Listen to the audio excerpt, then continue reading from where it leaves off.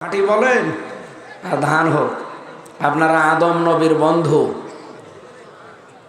বিশ্বনবী নিজে ব্যবসা করে খেতেন। সুতরাং এখানে যারা ব্যবসায়ী আছেন, আত্তাজির সদকুল আমিন মান নাবিয়্যিনা ওয়াস সিদ্দিকিনা ওয়াস শুহাদাই ওয়াস সালিহিন, আমানতদার সৎ ব্যবসায়ী যারা, কিয়ামতের দিন তারা নবীদের সাথে, সিদ্দিকদের সাথে, শহীদদের সাথে, সালিহিন বান্দা যারা নেককার তাদের সাথে হাসরে উঠবে। সুতরাং যারা ব্যবসা করে খাচ্ছেন কখনো নিজেদেরকে ছোট্ট ভাববেন না, অনেক বড় মানুষ আপনি। মেয়েরা যারা বাড়িতে কাজ করে খান, বিশ্বনবী মুহাম্মদ রাসূলুল্লাহ সাল্লাল্লাহু আলাইহি ওয়াসাল্লামের স্ত্রী হযরতে খাদিজাতুল কুবরার সাথে আপনি জান্নাতে উঠতে পারবেন। খাদিজা রাদিয়াল্লাহু তাআলা আনহা, আপনারা জানেন উনি জীবনে নামাজ পড়েননি, রোজা রাখেননি, হজ করেননি, যাকাতও দেননি, একদিন পর্দায়ও থাকেননি। কারণ এই বিধানগুলো নাজিল হয়েছিল সব তার ইন্তেকালের পরে। এখানে কথা বলেন কেন? নড়াচড়া করা যাবে না ভাই, নিস্তব্ধ হয়ে শোনেন। অথচ জান্নাতে আল্লাহ নিজে ঘর বানিয়ে তার জন্য পাঠিয়ে দিয়েছিলেন। এই পৃথিবীতে একটাই মহিলা যাকে আল্লাহ সালাম দিয়েছেন এবং জান্নাতে ঘর তৈরি করে তার জন্য সুসংবাদ পাঠিয়েছেন যে এই ঘর আপনার জন্য আল্লাহ বানিয়েছে। কি এমন কাজ করলেন তিনি যে নামাজ নেই, রোজা নেই, হজ নেই, যাকাত নেই, জীবনে একদিন পর্দায় থাকলেন না? তার জীবনে সবচাইতে বড় কাজ ছিল স্বামীর পেছনে শ্রম দেওয়া। তিনি স্বামীকে অভয় দিতেন। আমাদের স্ত্রীরা যদি এই অভয়গুলো কোনো স্বামীকে দিতে পারে, সে স্বামী যেন মনে করে যে হ্যাঁ, অবশ্যই সে রাসূলুল্লাহর দেখানো পথে আছে। হযরতে খাদিজাতুল কুবরা স্বামীকে বলেছিলেন, কাল্লা ওয়াল্লাহি লা ইউখজিকাল্লাহু আবাদান, কখনোই না, আপনি ভয় পাবেন না, কখনোই আল্লাহ আপনাকে ভয় দেখাতে পারেন না। ইন্নাকা লা তাসিলুর রাহিমা, ইন্নাকা লা দিয়েছেন, আবার এই লা না দিলে, ইন্না না দিলেও অর্থ হয়ে যেত। দুইটা গ্যারান্টি দিয়ে হযরতে খাদিজা বলছিলেন অবশ্যই আপনি রক্তের সম্পর্কগুলো ঠিক রাখেন। এই হাদিসের বর্ণনা থেকে বোঝা যায় যারা রক্তের সম্পর্ক ঠিক রাখে আল্লাহ তাদেরকে পৃথিবীর সব ভয় থেকে মুক্ত রাখেন। আজ বাংলাদেশ সহ বিশ্বে আমরা রক্তের সম্পর্কর ব্যাপারে একেবারে উদাসীন। অনেকে মনে করি এইটুকু আর কি, অথচ এটা আল্লাহর আরশের সাথে ঝুলেছিল। এই যে রেহেম যেটা বলা হয়, রক্তের সম্পর্ক, আল্লাহর কাছে জিজ্ঞাসা করছে রব্বুল আলামিন, সব কিছু তো তোমার বানানো হয়ে গেল, যার সম্পর্কে যা বলে ফেললে, তে আমার সম্পর্কে তোমার কোনো কথা নেই, আমি কি করব? আমার সম্পর্কে তোমার রায় কি? আল্লাহ ওই দিন বলেছিলেন, রেহেম, তোমার সম্পর্কে আমার কথা হচ্ছে, দুনিয়াতে যারা তোমার সাথে সম্পর্ক রাখবে আমি আল্লাহ তাদের সাথে সম্পর্ক রাখবো, যারা তোমার সাথে সম্পর্ক ছিন্ন করবে আমি আল্লাহ তাদেরকে ছেড়ে দেব। বলেন নাউজুবিল্লাহ। কি বুঝলেন এখান থেকে? কত বড় কঠিন বিষয়। আল্লাহ আপনার সাথে সম্পর্ক রাখবে না যদি আপনি রক্তের সম্পর্ক ঠিক না রাখেন। বাংলাদেশে বহু মানুষ নামাজ পড়ে, রোজা রাখে, এই এদিকে তাকান,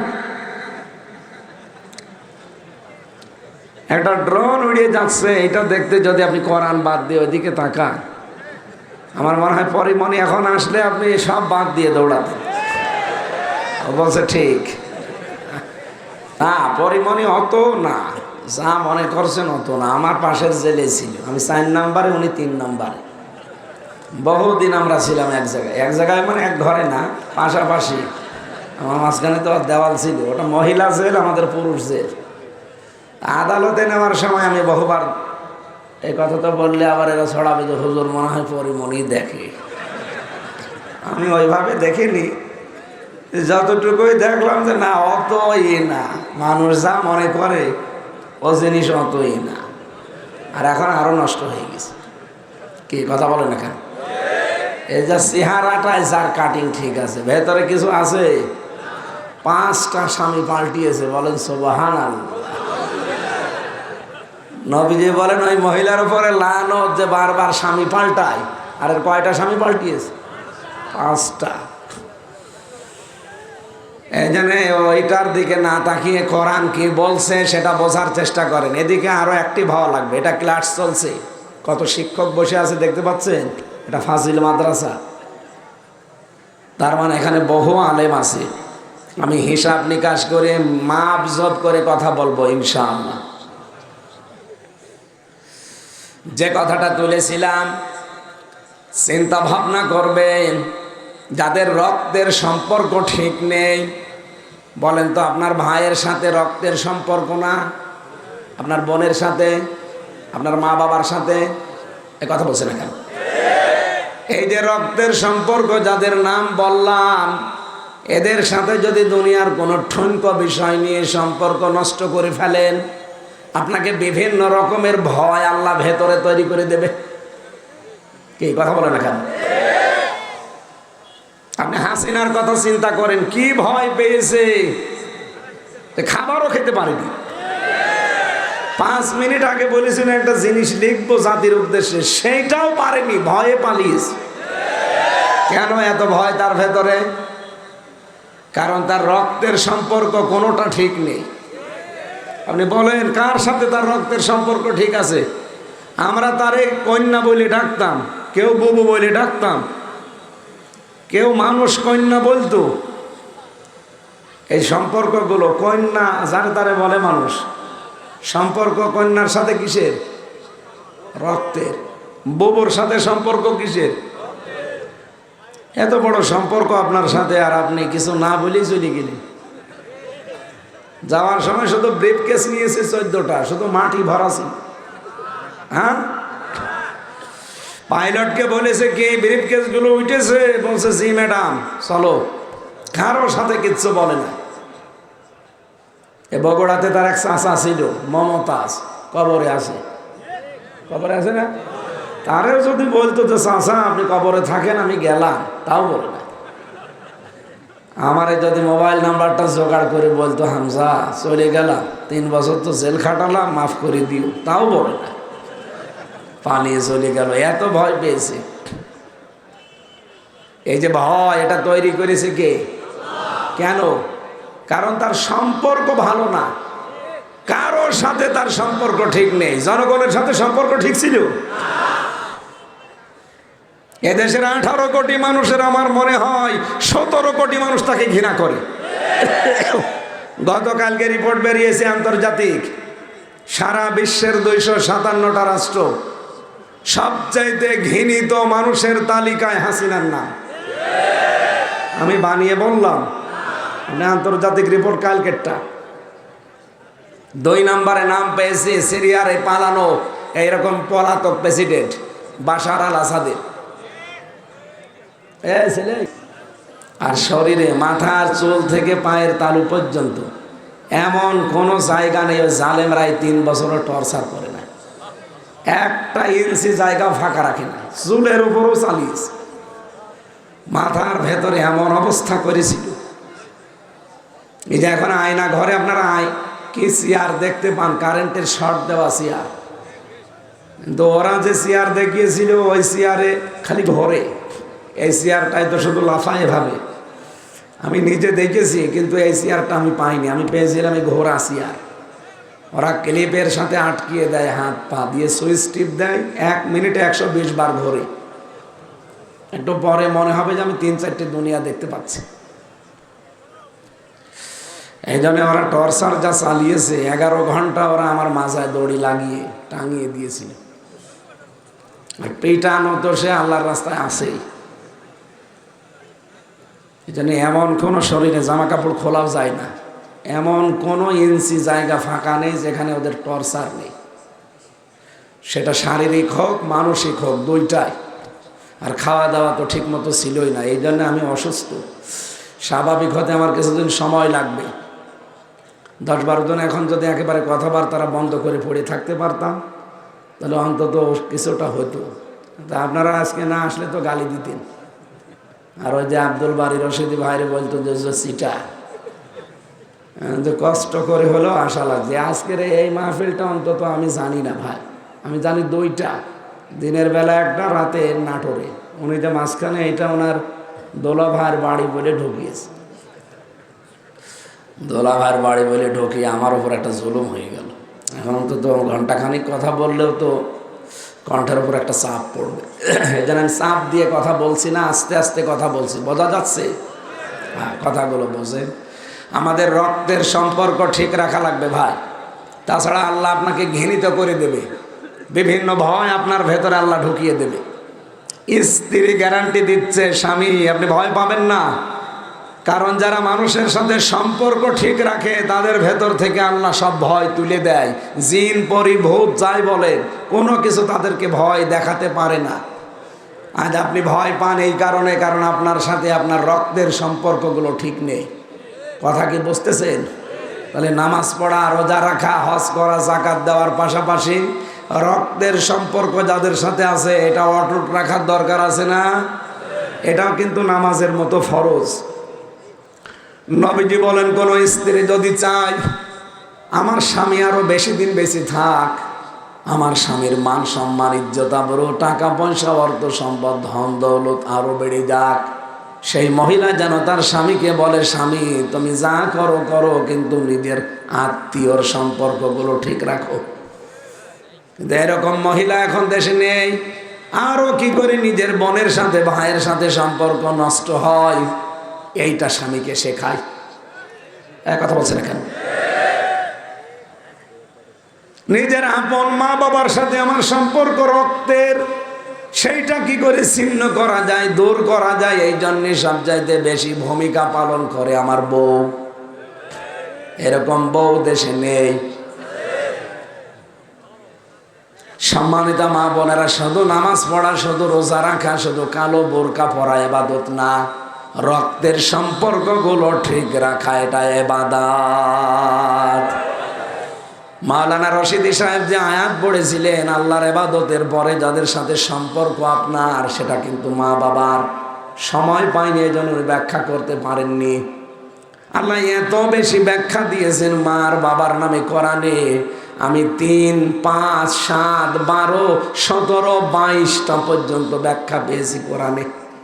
এত ব্যাখ্যা দুনিয়ায় কারো নামে পড়া কোরআনে আল্লাহ দেয়নি, যত ব্যাখ্যা আল্লাহ মার বাবার জন্য সন্তানের সাথে দিয়েছেন। কিন্তু দুঃখজনক হলেও সত্য, এই বাংলাদেশে বহু মানুষ আমরা মা বাবাকে আলাদা করে দেই, বড় ভাইয়ের ভেতরে দিয়ে দেই, অথবা বাড়ি থেকে তাড়িয়ে দেই, বৃদ্ধাশ্রমে রেখে আসে। বলেন,